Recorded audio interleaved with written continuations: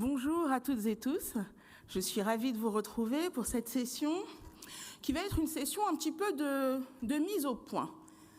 Parce que ça fait 2 jours qu'on vous parle d'intelligence artificielle, ça fait 4 ans qu'en fait on organise cet événement de manière récurrente autour du printemps, où on parle beaucoup d'intelligence artificielle, où on évoque énormément de choses, des informations un peu techniques, des débats philosophiques, etc. Mais il y a un moment où il y a peut-être une surcharge d'informations et il faut peut-être se dire, bon allez, qu'est-ce que je dois retenir de tout cela? S'il y a bien quelques éléments que je dois garder en tête pour me dire, j'ai compris l'IA, j'ai compris quelques risques, etc.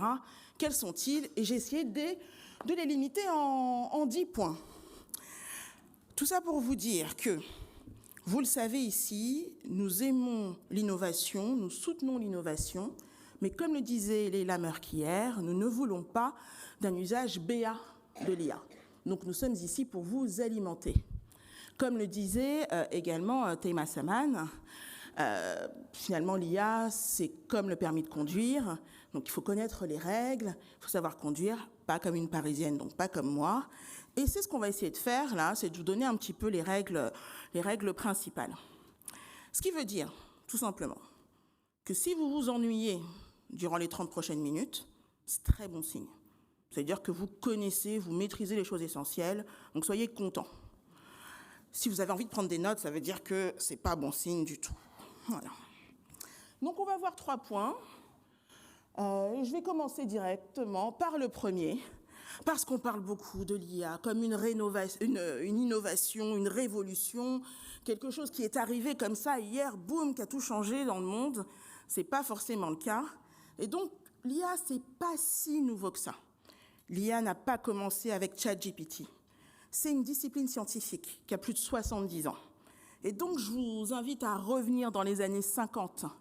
Alan Turing, qui est le premier à poser cette question fondatrice, dans un article où il se demande « Les machines peuvent-elles penser ?» Et pour y répondre, il imagine le jeu de l'imitation, qui est aujourd'hui connu sous le test de Turing. Si un humain, en conversant par écrit, ne parvient pas à distinguer la machine de l'humain, alors on peut considérer que la machine est intelligente. Et c'est ce test qui fait référence aujourd'hui, 75 ans plus tard. 6 ans après, 1956, c'est là qu'on a l'acte officiel de naissance de l'IA, lors d'une conférence aux États-Unis où le chercheur John McCarthy propose pour la première fois le terme d'intelligence artificielle. Donc dites-vous bien, c'est un débat qui est quand même très ancien. Pendant 8 semaines, on a une vingtaine de chercheurs qui vont se réunir autour d'un objectif ambitieux, établir que tout aspect de l'intelligence humaine peut être simulé par une machine. Et c'est donc là que naît officiellement l'IA comme une discipline scientifique. Ensuite, on a les années 60-70, on connaît les premiers succès. On va voir naître des premiers programmes marquants, avec notamment ELIZA, dans les années 66, qui est un programme qui est développé au MIT, un tout premier chatbot, en fait, qui va simuler une conversation avec qui, comme toujours, un psychothérapeute. On arrive toujours dans cette démarche un petit peu émotionnelle. Et donc, fait révélateur, pour ceux qui ont suivi le procès de Léa hier, de nombreuses personnes s'attachent émotionnellement à ce chatbot, donc dès 1966. Pas nouveau. Hein. Et puis après, qu'est-ce que je vous ai mis? Je vous ai mis 97, oui. Deep Blue. Deep Blue, c'est le moment où l'IA entre vraiment dans l'histoire lorsqu'un champion d'échecs est mis en échec et maths, par un super ordinateur. Et c'est là que l'humanité réalise enfin le grand problème en fait de notre histoire, c'est que l'IA peut surpasser l'humain dans certaines tâches complexes. C'est là que ça devient un problème. Les années 2010, grand tournant du deep learning. On a 3 facteurs qui viennent changer la donne. Les quantités massives, qui elles sont recrutées par le net, une puissance de calcul qui est décuplée grâce aux processeurs, et puis le deep learning, c'est-à-dire l'apprentissage profond. Et c'est en combinant ces 3 éléments qu'on en arrive à ce qu'on connaît aujourd'hui, et notamment à la création à l'époque de AlphaGo, qui est donc cette première IA qui avait battu le champion du monde du jeu de Go, qui est considéré comme le jeu le plus complexe. Et c'est là qu'on se dit que les machines sont vraiment plus intelligentes que l'humain. Et tout ça pour qu'on en arrive à 2022. 2022, qui est ce moment où ChatGPT entre dans notre quotidien, dans nos vies, mais tout ce que je vous ai rappelé là, ce n'est pas pour vous faire juste un rappel historique, mais c'est pour vous dire, c'était déjà là, c'était une progression constante en fait, et scientifique, et qui là finalement arrive dans nos foyers. Oui ou non? Non en fait, en réalité, parce qu'on va faire un petit exercice simple. Laissez-moi juste vérifier ce qu'il y a. Ah voilà, exactement. Qui, cette semaine, a regardé un film ou écouté une musique sur recommandation de Netflix, Apple, Spotify, Deezer ou je ne sais quoi? D'accord, donc vous avez utilisé un algorithme de recommandation qui a analysé vos habitudes, les a comparées à celles de millions d'autres utilisateurs et a prédit ce qui aurait le plus de chances de vous plaire. Qui a utilisé un GPS?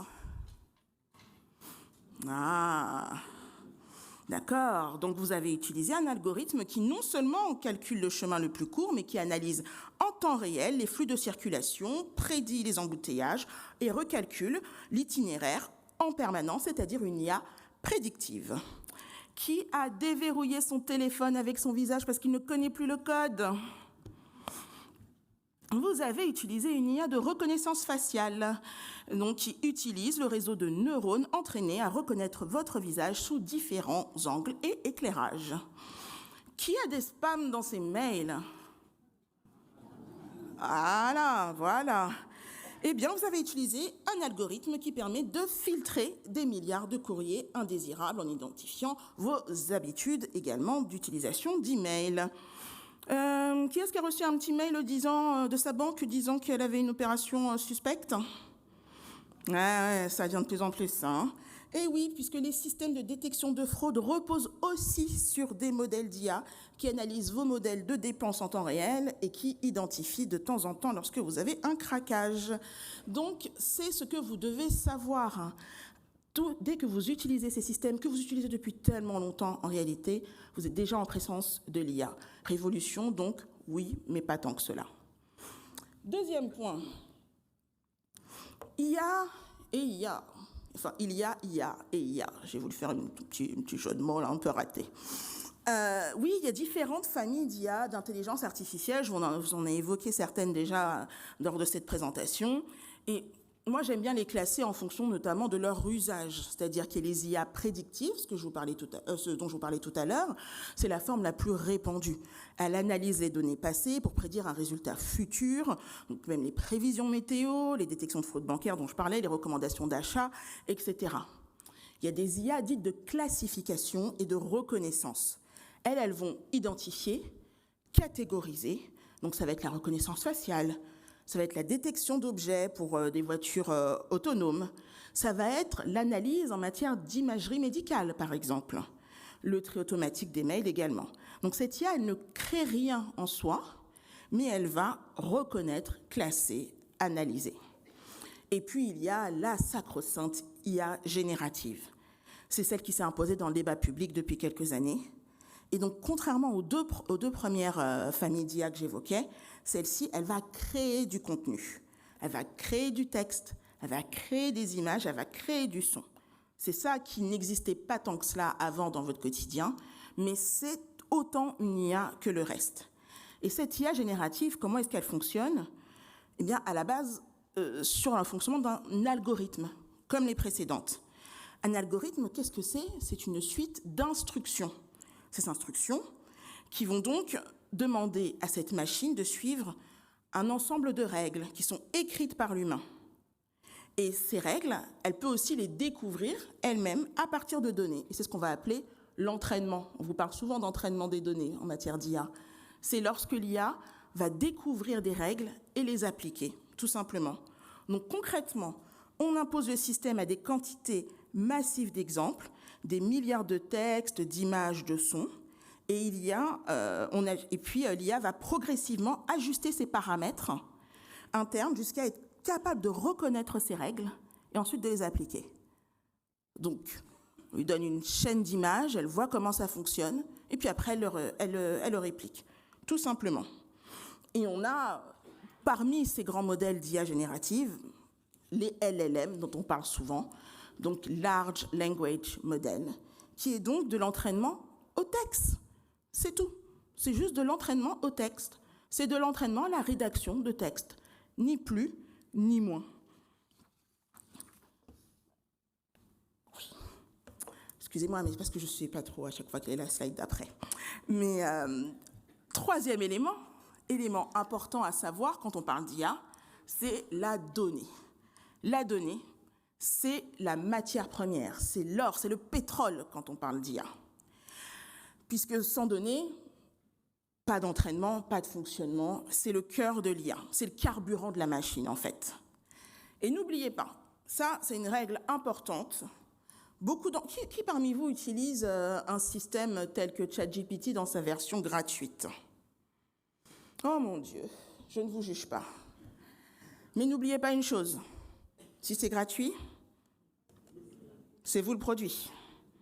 Répétez-le encore une fois. Si c'est gratuit, c'est vous le produit. Mais n'oubliez pas cela, parce que vous êtes le produit, parce que vous donnez gratuitement le pétrole, la donnée, le carburant. Ces données, certes, il y a une grande partie des données qui viennent du web, évidemment. Tout ce qui a été publié en ligne depuis des décennies, les articles, les forums, les livres numérisés, les pages Internet. Mais toutes vos données personnelles, toutes les informations que vous allez communiquer, à la fois dans des documents que vous allez télécharger au sein de ces IA, mais également par vos prompts, les questions que vous allez poser, ce que vous allez rédiger est également une source d'informations et de données. Donc chaque prompt en lui-même que vous saisissez peut être collecté. Et selon les conditions d'utilisation de la solution d'IA que vous utilisez, eh bien, cela peut être analysé, stocké, utilisé pour améliorer le modèle, voire commercialisé. Et évidemment, comme je le disais hier, personne ne lit les conditions générales d'utilisation, n'est-ce pas? Donc prenons un exemple concret que moi je rencontre tous les jours. Quelqu'un demande à ChatGPT de rédiger un email à un client difficile. Un client qui a vraiment des réclamations, il lui dit « voilà, aide-moi à rédiger un mail pour gérer cette situation ». Pour que le résultat soit le plus pertinent possible, on va devoir donner du contexte, on va devoir dire qui on est, on va devoir expliquer quel est notre poste, on va devoir dire quelle est notre entreprise, quelques détails sur le litige, peut-être même quelques chiffres confidentiels.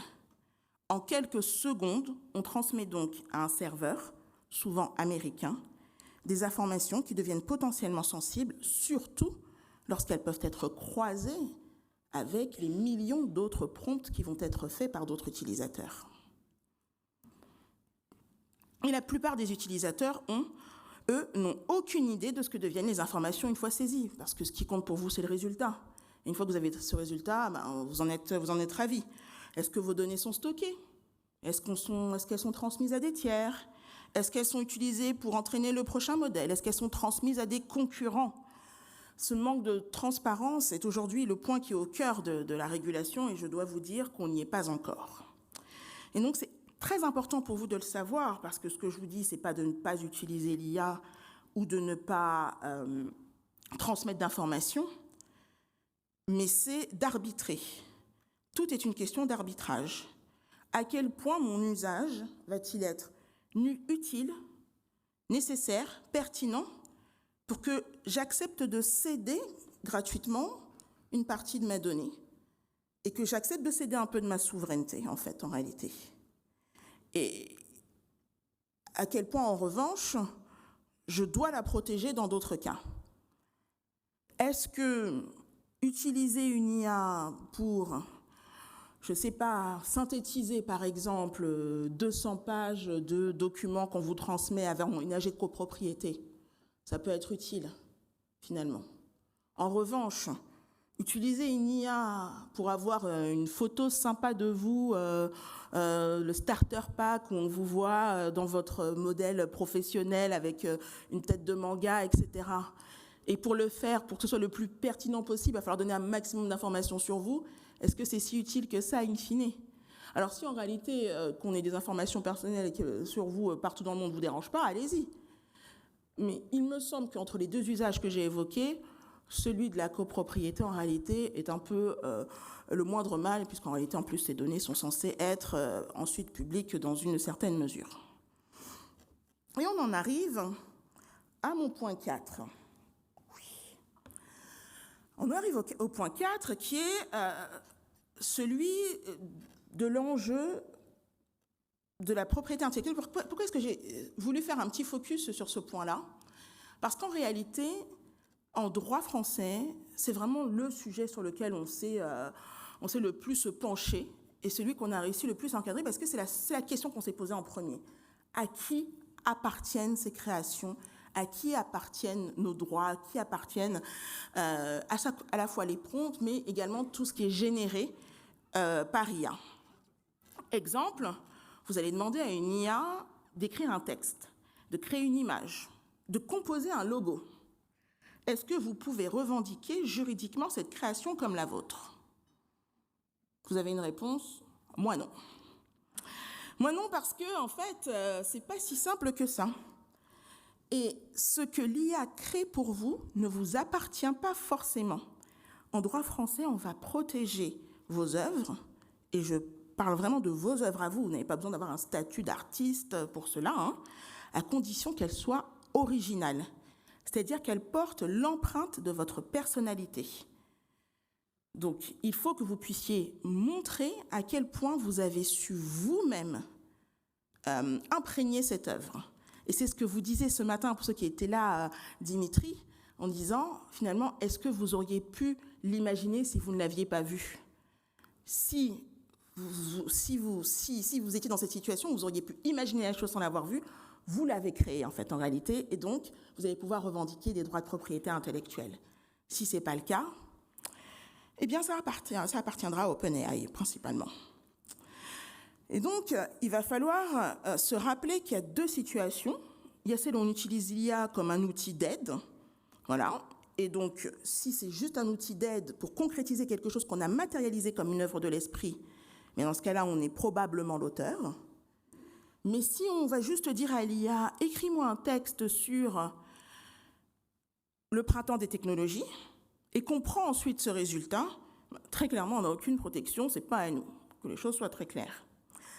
Après, quand on est aux États-Unis, c'est autre chose. Je vous le dis parce qu'on a eu un cas qui était quand même assez hallucinant d'un artiste qui a voulu avoir un copyright sur une œuvre graphique qu'il a créée avec 624 prompts. Donc pas juste un petit prompt ou 2-3 précisions. 624 pour en arriver précisément à ce qu'il voulait. Ça lui a été refusé. Donc autant vous dire que même si on a une protection en droit français de ce qui est du droit de propriété intellectuelle, dès lors qu'on est en fait soumis aux enjeux de droit américain, en réalité, on ne va pas avoir énormément de protection. Nous en arrivons à mon 5e point, et c'est le moment où je dis discrètement à la régie que je ne vois pas de timing, donc je risque de parler de manière continue jusque très tard. Merci. Le 5e point, on parle souvent, quand on parle d'innovation, de cette notion de Far West. Et en fait, pas du tout. L'exemple que je vous ai donné déjà, qui est le sujet qui est pour moi le plus important, les droits de propriété intellectuelle, vous montre déjà qu'il y a un certain nombre de règles qui existent. Mais je le disais tout à l'heure, lors du déjeuner à d'autres intervenants, si on prend l'ensemble des textes européens qui s'appliquent en matière numérique, nous avons ce qu'on appelle le Digital Package, qui recense 89 textes. 89 textes. Donc, il n'y a pas de Far West. Il y a une boulimie, en fait, de réglementation et ce qu'on appelle souvent même un tsunami réglementaire en la matière. Donc, pas de vide juridique. Ne vous dites pas ça. Au contraire, trop de réglementation qui fait que finalement, on se perd. C'est ça, la réalité. Donc, on a des textes européens, on a souvent parlé de l'IA Act, ce sont des textes qui sont assez horizontaux. Et puis ensuite, on va avoir des textes verticaux qui vont s'appliquer secteur par secteur. Là, je suis dans le médical, là, je suis dans l'information, là, je suis dans la cyber, là, je suis dans la défense, etc. Et donc, il faut savoir ensuite se dépatouiller dans tout cela et retrouver ce qui s'applique à nous. Je vous avais fait l'année dernière une présentation de l'IA Act en vous expliquant, je ne vais pas revenir dessus dans les détails aujourd'hui, parce que ce n'est pas non plus l'objet, mais que la réglementation européenne, elle va classer en fait les IA en fonction de leurs risques. Est-ce qu'on est en présence d'un risque inacceptable. Celui-là, il est interdit depuis février 2025, notamment le scoring à la chinoise, interdit. Voilà. Est-ce qu'on est dans un risque minimal ? Le minimal, c'est le chatbot que vous avez qui s'ouvre dès que vous ouvrez une page Internet, en fait. Donc ça aussi, il n'y a pas de problème, c'est autorisé. Puis on a les deux qui sont entre, qui sont les risques modérés et les hauts risques. Donc ce sont ceux qu'on utilise au quotidien. Et en fait, c'est pas en fonction de la technologie, mais en fonction de l'usage qui en sera fait qu'on va déterminer s'il y a des risques. Et en fonction des risques, on va demander aux sociétés d'IA de vous apporter des garanties. Les premières garanties, ça va être de la transparence, parce que le savoir est clé, c'est ce que je vous disais tout à l'heure. Pour que vous puissiez faire un arbitrage, il faut que vous sachiez ce qui est fait de vos données et comment cette IA fonctionne. Et ensuite, quand on arrive vraiment à celles à haut risque, celles qui peuvent avoir un impact sur vos droits fondamentaux, celles qui peuvent avoir un impact sur l'emploi, par exemple, sur les décisions de prêt, sur les décisions des personnalités publiques, eh bien là, on va leur demander des outils de conformité plus poussés, avec de la supervision humaine, avec des audits, avec une possibilité de contrôle par un extérieur, avec des rapports de transparence très réguliers. Mais tout cela est encore en mise en œuvre et n'est pas applicable encore, mais le sera l'année prochaine lorsque nous serons à nouveau présents pour le printemps des technologies. Enfin, on aura une réglementation applicable. Tout cela avec des sanctions, n'oublions pas, qui sont dissuasives. Mais j'ai voulu prendre aussi deux éléments qui, pour moi, sont deux éléments de réglementation qui doivent vous intéresser. La première, en droit du travail. Alors certes, on a la réglementation européenne, je vous disais l'IA Act, etc. Mais imaginez si tout ça n'existait pas. Est-ce que vous pensez qu'aujourd'hui, l'IA peut bouleverser le droit du travail sans réglementation qui s'applique uniquement à l'IA ? Non. Surtout pas en France. Hein. Le Code du travail, il est quand même assez solide. Hein. Faut pas oublier ça. Et le Code du travail, il impose quoi, par exemple ? D'informer tous les candidats, je dis bien les candidats, pas les personnes recrutées, sur les méthodes d'aide au recrutement utilisées à leur égard. Donc, ce qui veut dire que si on utilise une IA pour recruter des candidats, le Code du travail impose de le faire savoir. Le Code du travail impose d'informer les salariés sur les méthodes d'évaluation. Donc tous les systèmes d'IA qui permettent d'utiliser un système d'évaluation, de déterminer les primes, tout ça, on n'a pas besoin de l'IA Act pour les réguler. Le Code du travail le fait déjà très bien. Et ensuite, évidemment, le Code du travail interdit la collecte d'informations personnelles par un dispositif qui n'a pas été porté à leur connaissance. Donc, collecte de données en matière de droit du travail, là aussi, vous voyez, on a déjà des éléments d'encadrement. Autre matière qui nous intéresse très souvent, la santé. On parle beaucoup de l'IA en matière de santé. Est-ce que vous pensez qu'on a besoin de réglementation européenne supplémentaire pour contrôler les usages d'IA en matière de santé ? En fait, la réalité, c'est qu'aujourd'hui, si on utilise une IA, par exemple, pour analyser des images médicales et orienter un diagnostic, eh bien, on entre dans le cadre des dispositifs médicaux. Et on a déjà une réglementation des dispositifs médicaux. Donc, on vient aujourd'hui, peut-être plus pour rassurer, ajouter une nouvelle couche de réglementation en ajoutant la notion d'IA à chaque fois, et qui fait que, il faut remettre ensuite tous les textes à jour, etc. Mais tout cela existe déjà. Et si aujourd'hui, moi, je viens présenter un outil de diagnostic ou de traitement et que je ne respecte pas la réglementation qui est prévue pour les dispositifs médicaux, eh bien, je suis tout simplement en exercice illégal de la médecine et ça relève du pénal, tout simplement. Donc, ne vous dites pas que vous êtes perdu dans une jungle et dans le Far West de l'IA. En tout cas, en France, en Europe, on est quand même assez bien protégé. Protégé, oui mais non. Oui mais non, parce que l'IA est venue nous créer et renforcer un risque, qui est un risque hyper important. Qu'est-ce qu'on appelle le risque cyber, le risque de 4 minutes?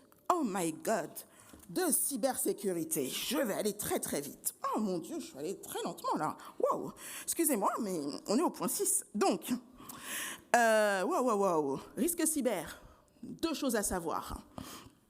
Première chose, c'est que l'IA en soi est un risque cyber, qui va rendre les attaques plus crédibles, plus rapides, plus efficaces, puisqu'on peut les faire directement par IA. Et l'autre volet à savoir, c'est que l'IA devient elle-même une surface d'attaque, puisque comme on est encore au tout début de l'IA et qu'on vient encore aujourd'hui finalement peaufiner, affiner notre compréhension de l'IA, c'est encore plus facile en fait de manipuler et de tromper une IA en l'abreuvant de données fausses, en détournant son fonctionnement, pour qu'ensuite on puisse faire des attaques cyber. Donc ce qui veut dire qu'aujourd'hui, notre véritable lieu de sensibilité, de vulnérabilité devient l'IA. Donc sachez-le en matière de cybersécurité. Notamment, je vous dis quand même ça très rapidement, vous connaissez les arnaques aux dirigeants. On reçoit un mail, on fait un mail. Mais sachez qu'en Angleterre, il y a eu une arnaque aux dirigeants par deepfake. C'est-à-dire une salariée qui reçoit une vidéo, elle pense être en visioconférence avec son dirigeant, et en fait c'est une IA qui lui demande de faire un virement urgent. Et là, mais comment est-ce qu'on l'identifie ? Autant le mail, avant on cherchait les fautes d'orthographe, etc. Mais là on a le visage, on a l'impression d'être en visioconférence, et c'est un fake. Donc on fait très attention, mais je vais vite. L'IA sait tout comme elle ne sait rien. Waouh, en 1 minute. Donc, merci. Première chose, on va lutter contre l'anthropomorphisme. Qu'est-ce que l'anthropomorphisme ? C'est de considérer que l'IA est une personne et donc de se dire qu'on parle à une machine. Non, c'est un outil. C'est un outil qui a cette illusion de l'omniscience, puisqu'on va toujours poser des questions auxquelles on aura des réponses, puisque l'IA ne peut pas répondre « je ne sais pas ». Mais il ne faut pas oublier que ce n'est qu'un modèle de langage, donc qui va juste compléter des phrases avec la probabilité de réponse. Et cette probabilité, elle peut être faible à 0,001%, mais ils ne vous le diront pas. Ils vous diront juste c'est probable, et donc ils vous donneront cette réponse. Pourquoi ? Parce que l'IA n'a pas ce dont l'humain dispose, c'est-à-dire la conscience de ce qu'elle sait ou de ce qu'elle ne sait pas, la conscience de ce qui est faux ou de ce qui est vrai. L'IA n'a pas non plus cette capacité à interpréter vos questions et à compléter ce qui manque dans vos questions. Et donc, c'est pourquoi que lorsque vous promptez, il faut être le plus précis possible. Le plus précis possible. Parce que l'IA ne va pas compléter votre propos.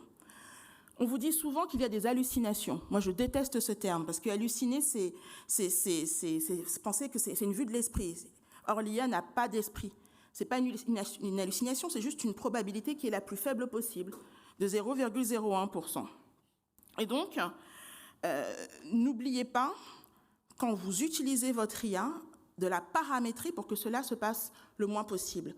Si vous prenez une IA classique telle que ChatGPT, dans les configurations, vous pouvez indiquer que vous voulez que toutes vos réponses soient sourcées et qu'aucune supposition ne soit faite. Alors, ça ne veut pas dire qu'il n'y en aura pas du tout, mais ça va limiter considérablement cette situation. Et on va terminer rapidement sur les 3 derniers points. Première chose, pardon, ça y est, le timing est arrivé. L'IA reproduit nos préjugés et peut être détournée. Donc, puisque l'IA pose des problèmes systémiques, n'oubliez pas que si l'IA répète les probabilités, c'est-à-dire que si vous intégrez des données humaines et donc les biais qui existent dans l'humain, eh bien forcément ces biais sont répétés et amplifiés. C'est aussi ce que nous disait ce matin Dimitri avec les images. En fait, l'IA ne vient pas corriger, elle ne vient que répéter ce qui lui est donné, et donc dans ce cas-là, elle va le répéter. Sachez que ça a posé des questions avec la CAF, par exemple. Parce que la CAF s'est retrouvée avec... en fait, elle attribue un score de risque de fraude aux allocataires, et en ayant alimenté le système avec un certain nombre d'informations, on s'est retrouvé après à avoir des contrôles bien plus présents auprès de certaines populations. Pourquoi ? Parce qu'en fait, on était parti sur ceux qui avaient fraudé par le passé, et donc ça n'a fait que amplifier en fait finalement un biais, et donc une possible sanction vis-à-vis de la CAF. Je ne sais pas si vous avez compris ce que je voulais dire, parce que j'ai essayé d'aller très vite. Voilà. Deuxième élément, je vous ai mis la désinformation, tout ça, on en parle souvent. Allez, je saute. Je saute parce que je veux quand même qu'on termine sur ces éléments qui sont hyper importants. L'IA, c'est pas neutre en matière d'environnement. Et je le dis parce que quand je vois des gens faire des bêtises avec l'IA, se faire des photos, des petites choses comme ça qui ne servent absolument à rien, je pense qu'il est important de vous rappeler des choses importantes, essentielles. L'IA fonctionne sur des data centers, ok ? Ce sont d'immenses bâtiments qui sont remplis de serveurs qui vont stocker, traiter, calculer en permanence. Il y en a 352 en France. Leur consommation électrique, elle est l'équivalent de 10 agglomérations de plus de 100 000 habitants. Il faut garder ça en tête. Vous faites une requête sur ChatGPT, elle consomme 10 fois plus d'énergie qu'une simple recherche Google. Et l'entraînement d'un modèle d'IA peut émettre autant de CO2 que l'équivalent de 5 voitures pendant toute leur durée de vie. Et ensuite, il y a le coût invisible, c'est que ces serveurs, il faut les refroidir, parce qu'ils chauffent. Et donc, un data center, ça nécessite 600 000 mètres cubes d'eau pour son refroidissement, soit 6,5 piscines olympiques par jour. Donc vraiment, je vous disais tout à l'heure, arbitrage sur vos données, mais arbitrage aussi sur l'impact environnemental. Et je terminerai. L'IA n'a pas fini de nous surprendre. Chaque année, quand nous venons ici discuter devant vous, échanger, on a de nouvelles innovations à évoquer. Aujourd'hui, on n'a pas beaucoup parlé d'argentique, mais moi, c'est ce que je vois de plus en plus auprès de mes clients. C'est le développement d'IA qui, en plus de répondre aux sollicitations, crée des IA qui agissent, des IA qui apprennent comment recréer des modèles et faire finalement à la place de l'humain. Et c'est ce qui, dans le monde professionnel, va avoir un impact, je pense, plus important. Et je crois que demain, le marché du travail va être de plus en plus composé de personnes qui vont manager des IA, plus qu'autre chose. Pour l'instant, le droit n'a pas encore de réponse claire à toutes les questions qui entraînent, qui naviguent autour de l'IA argentique. Qu'est-ce qu'on fait en termes de responsabilité ? Si une IA... vous voyez, aujourd'hui, vous voulez partir en voyage, vous allez demander à votre IA de vous donner des idées de voyage. Demain, avec une IA agentique, elle va choisir le voyage réservé pour vous directement. Tout sera fait. Vous n'aurez pas juste à avoir des informations que vous aurez arbitrées. Mais que se passe-t-il s'il y a des erreurs qui sont faites ? Que se passe-t-il si un mail inapproprié est envoyé en votre nom à quelqu'un ? Qui va être responsable de tout cela si des contrats sont signés ? Parce que une IA agentique peut également signer des contrats. Aujourd'hui, on n'a pas de réponse à tout cela, parce qu'on n'y est pas totalement, parce qu'on est encore en phase de développement de ces IA, mais qui sont, je crois, l'avenir. Ce qui va nous donner beaucoup de débats et ce qui va me donner à moi beaucoup de travail. Je vous remercie. Merci Laetitia.